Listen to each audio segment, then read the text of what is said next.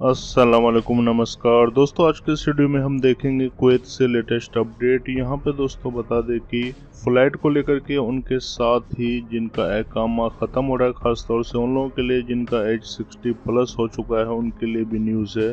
तो दोस्तों बने रहिए हमारे साथ इस वीडियो में। सबसे पहली जो अपडेट है दोस्तों, आपको बता दें कि जिनका एज 60 प्लस हो चुका है उनके लिए एक अच्छी अपडेट है।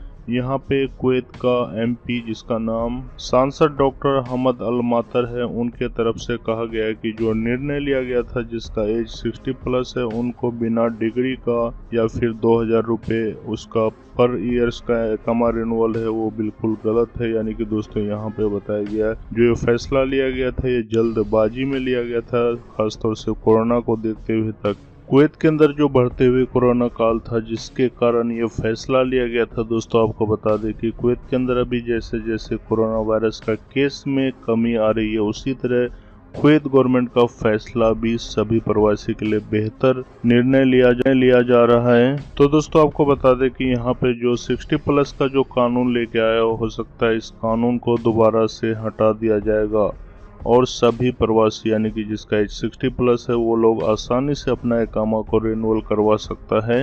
उसके बाद दोस्तों अगली अपडेट जो फ्लाइट को लेकर के कुवैत डीजीसी की तरफ से है, जैसे कि दोस्तों आप यहाँ पे देख सकते हैं, no turning back on decision to increase capacity of incoming passenger. यानी कि दोस्तों आपको यहाँ पे बता दें कि कुवैत गवर्नमेंट यानी कि कुवैत डीजीसी की तरफ से बताया गया है कि फ्लाइटों में देरी हो रही है, लेकिन हमने जो फैसला लिया है, जो अप्रूवल दे दिया है, वो जल्द ही फ्लाइट को चालू किया जाएगा। उनके साथ ही दोस्तों आप यहाँ पे देख सकते हैं, the request of the Director General of Civil Aviation (DGCA) to increase the capacity of incoming passenger to Kuwait is expected to get the approval of the concerned authorities within 2 weeks maximum। यानी कि दोस्तों यहाँ पे clear कर दिया गया कि जल्द से जल्द जो अप्रूवल लिया गया है उन्हें पूरा किया जाए और जो आने वाली यात्री की संख्या है उन्हें भी बढ़ाया जाए। तो दोस्तों आप लोग इंतजार करें, जल्द ही डायरेक्ट फ्लाइट का संचालन शुरू होगा। दोस्तों कुवैत से सभी खबर देखने के लिए हमारे इस चैनल को सब्सक्राइब करें। मिलते हैं दोस्तों कुवैत से अगली अपडेट के साथ।